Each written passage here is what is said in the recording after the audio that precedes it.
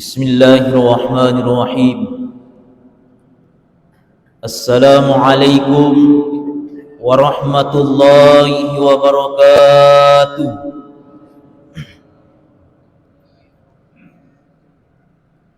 Alhamdulillah, alhamdulillahi rabbil alamin.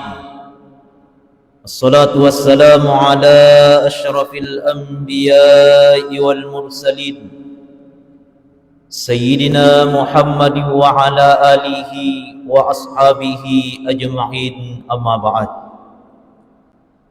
Yang saya hormati, yang saya muliakan bapak-bapak, ibu-ibu, seluruh jamaah yang sempat hadir pada subuh hari ini.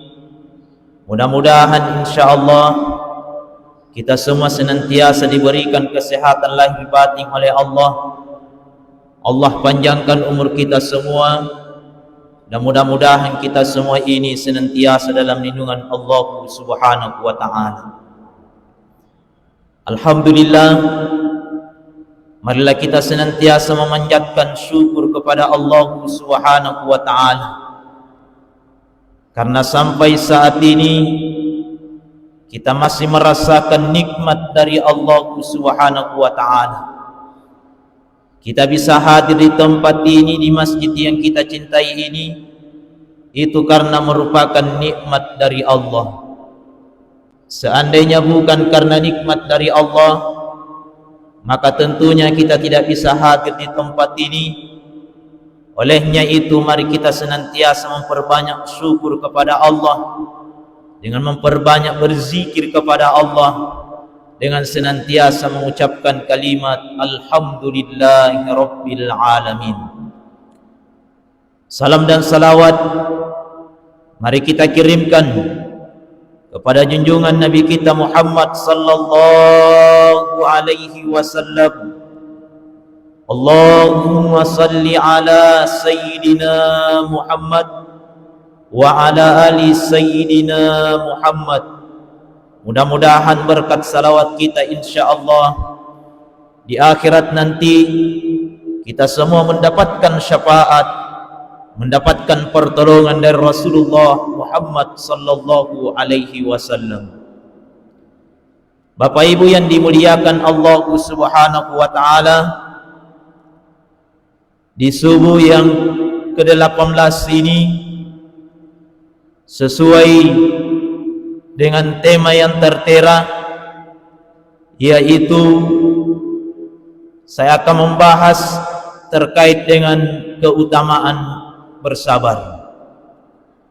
Bapak Ibu yang dimuliakan Allah Subhanahu wa ta'ala, sering kita dengar istilah kata as-sabr. Maka tentunya kita cermati terlebih dahulu apa yang dimaksud dengan sabar. Sebahagian ulama kita mengatakan bahwa yang dimaksud dengan sabar adalah menahan diri, mengendalikan diri untuk tidak melakukan sesuatu yang tidak disukai Allah Subhanahu wa ta'ala. Terkadang sebahagian orang juga memaknai dan pemahaman sebahagian orang terkadang keliru ketika memaknai kata sabar. Sebahagian mengatakan bahwa sabar itu adalah menyerahkan diri tanpa melakukan apa-apa. Menurut guru-guru kita, bahwa yang mendefinisikan sabar dengan seperti itu agak keliru. Dan ada juga ia memberikan pengertian sabar hanya diidentik dengan musibah, seakan-akan sabar itu ada ketika seseorang ditimpa musibah, padahal bukan seperti itu. Bapak Ibu yang dimuliakan Allah Subhanahu wa ta'ala, memaknai kata sabar, sabar itu setidaknya meliputi 3 hal. Yang pertama, ada namanya sabar secara mental. Apa yang dimaksud sabar secara mental? Yaitu meyakini bahwa segala sesuatu yang terjadi dalam kehidupan kita ini itu sudah menjadi ketentuan, itu sudah menjadi takdir dari Allah Subhanahu wa ta'ala. Bukankah Allah menyampaikan di dalam Al-Quran, ma asaba min musibatin illa biidznillah, tidaklah seseorang ditimpa suatu musibah kecuali dengan izin Allah Subhanahu wa ta'ala. Wa may yu'min billahi yahdi qalbahu, siapa yang beriman kepada Allah maka akan diberikan petunjuk hatinya oleh Allah. Wallahu bikulli syai'in alim, dan Allah Maha mengetahui segala sesuatu. Yang kedua, ada namanya sabar secara lisan. Apa yang dimaksud sabar secara lisan? Yaitu menghadapi kehidupan ini tanpa ada keluhan, tetapi dia menghiasinya dengan memperbanyak zikir kepada Allah Subhanahu wa ta'ala. Terkadang seseorang ketika diberikan suatu masalah, terkadang seseorang ketika dikasih ujian oleh Allah, walaupun masalah itu agak kecil, tapi dia senantiasa membesar-besarkannya, selalu mengeluh, tulina akun daring. Maka orang yang seperti ini, orang yang selalu mengeluh dengan masalahnya, itu tidak termasuk bagian daripada orang yang bersabar. Maka semestinya ketika kita diberikan suatu masalah, ketika kita diperhadapkan oleh ujian, maka tentunya kita tidak banyak mengeluh, tapi senantiasalah bagaimana kita senantiasa memperbanyak zikir kepada Allah Subhanahu wa ta'ala. Mudah-mudahan dengan zikir yang senantiasa kita lantungkan, dengan mengingat kepada Allah Subhanahu wa ta'ala, mudah-mudahan di setiap masalah yang kita hadapi, Allah senantiasa memberikan solusi yang terbaik untuk kita. Bapak Ibu yang dimuliakan Allah Subhanahu wa ta'ala, dan tentunya ulama kita pernah mengajarkan bahwa ketika kita berhadapan suatu masalah, kemudian kita tidak diperbolehkan untuk mengeluh, tapi hanya memperbanyak zikir kepada Allah. Dan ada zikir yang ketika kita amalkan, maka insya Allah setiap masalah yang kita hadapi, Allah senantiasa mudahkan segala urusan kita. Termasuk yang diajarkan oleh Andre Gurutta.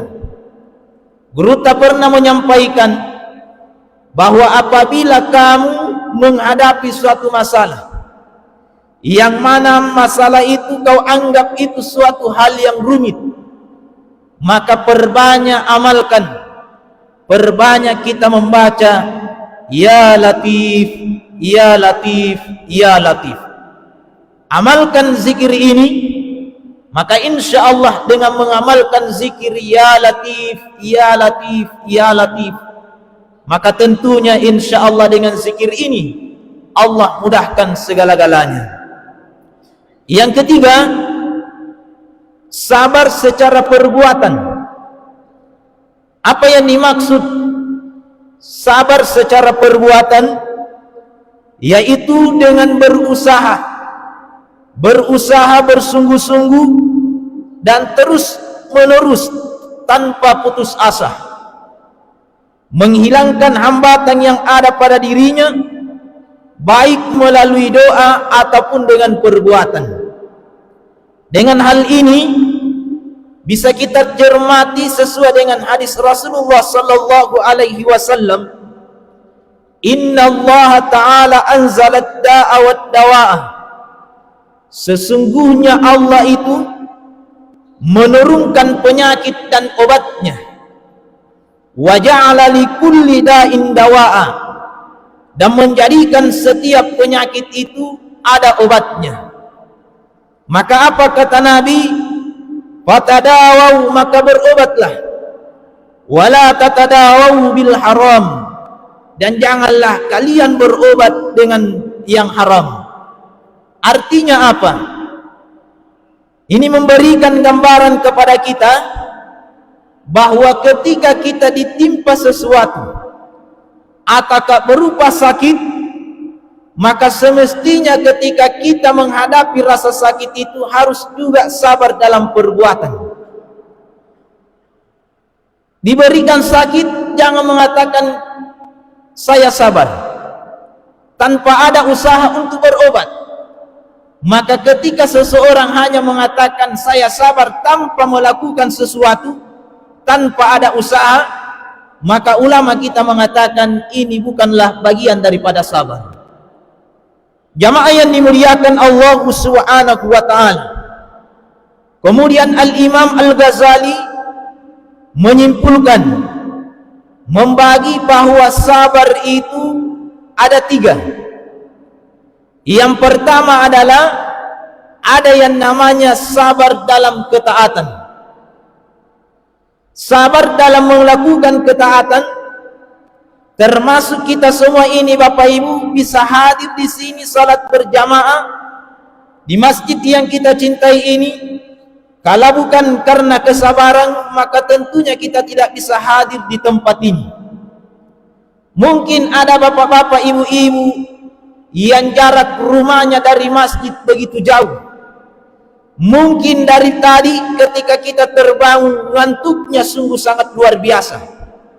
Tapi kita kendalikan diri kita. Kita tahan semuanya itu karena kita melakukan ketaatan kepada Allah Subhanahu wa ta'ala. Itulah yang dimaksud sabar dalam ketaatan. Yang kedua, ada namanya sabar dalam menjauhi maksiat. Boleh jadi kita hadirin pernah diperhadapkan, ada dalam kesempatan sebenarnya kita mampu untuk melakukan perbuatan yang dosa itu, tapi karena kita sabar, kita kendalikan diri kita untuk tidak melakukan dosa itu, maka inilah yang dimaksud sabar dalam menjauhi kemaksiatan. Yang ketiga, ada yang namanya sabar dalam menghadapi musibah. Ketika seseorang dikasih ujian oleh Allah, ketika seseorang itu dikasih musibah oleh Allah, kemudian dia mampu untuk menahan semua itu, dia bersabar dengan ujian yang Allah berikan kepadanya, maka inilah sabar, pengertian sabar dalam menghadapi musibah. Jamaah yang dimuliakan Allah Subhanahu wa ta'ala, terkadang Allah memperhadapkan kita sesuatu yang tidak kita inginkan.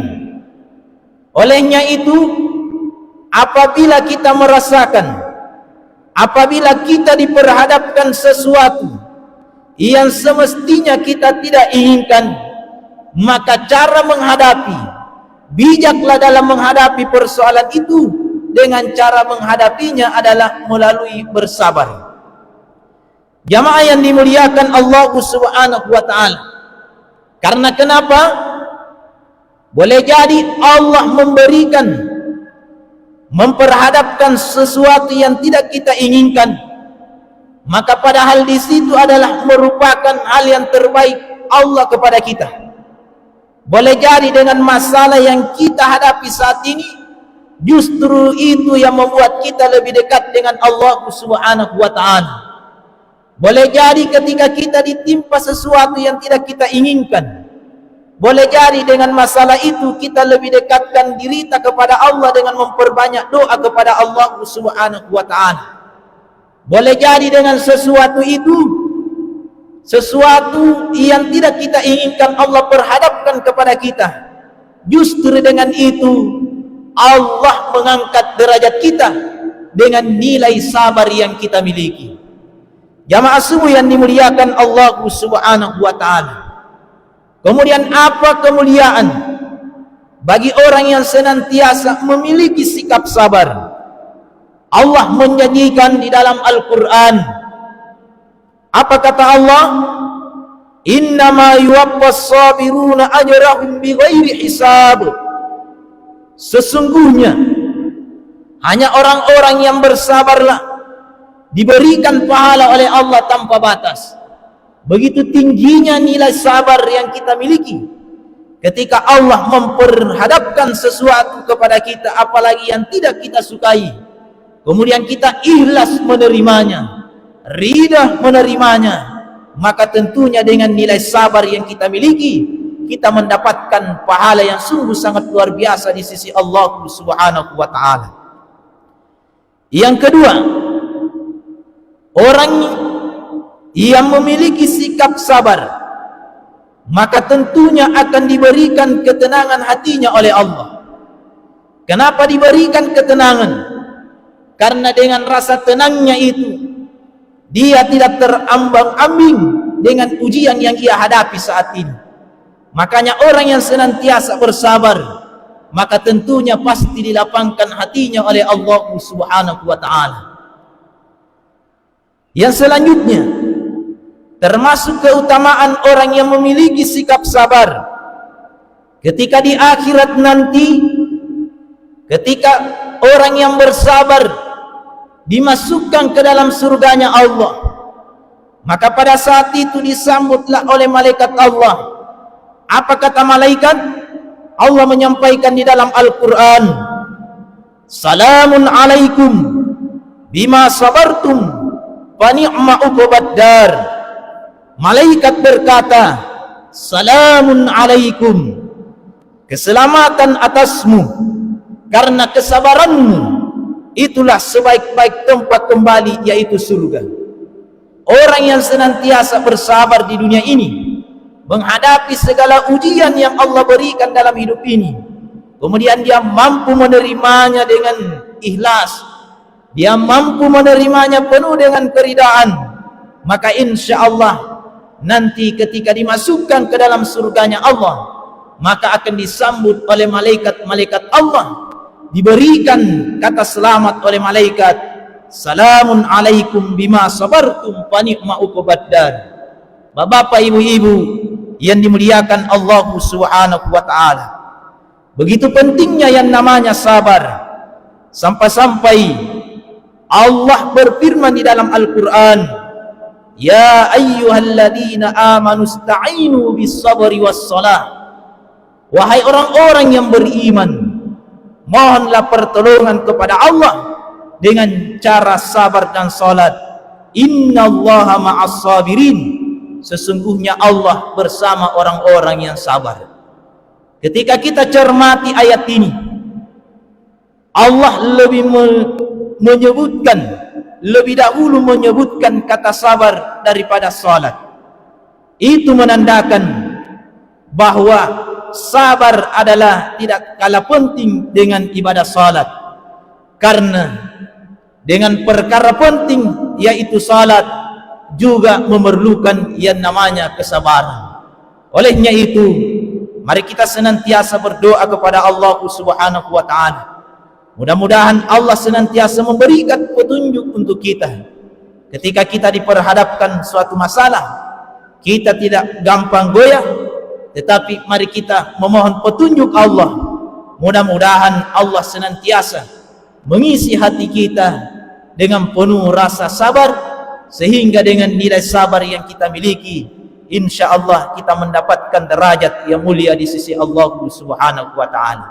Mungkin inilah yang sempat saya sampaikan. Mohon maaf atas segala kekurangan, dan saya akhiri dengan ucapan wabillahi taufiq wassa'adah, wallahul muwafiq ila aqwamit thariq. Wassalamualaikum warahmatullahi wabarakatuh.